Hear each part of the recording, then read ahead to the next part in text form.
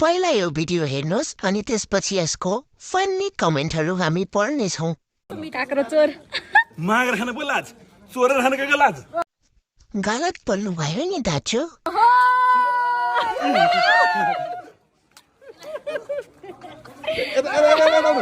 ल सुरु गरौँ।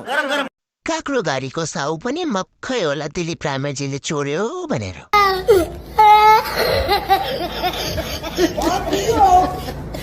तितो हुने ठाउँमा टोक्नु भयो, अर्को साइडबाट टोकेको भयो नि। तितो तितो जा मिठो मिठो तितो तितो जा मिठो मिठो।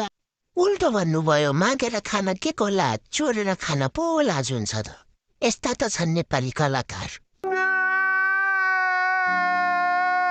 यस्ता त छन् हाम्रा देशका कलाकार, जहाँ पायो त्यही हिरो, जे मन लाग्यो त्यही गर। हिरो भनेर नजिक जान पनि मन नलाग्ने। यो कमेन्ट चाहिँ ठिक लागेन है। हिरो हो भन्दैमा इको देखाउने, जे पाइते नगर्ने हो र।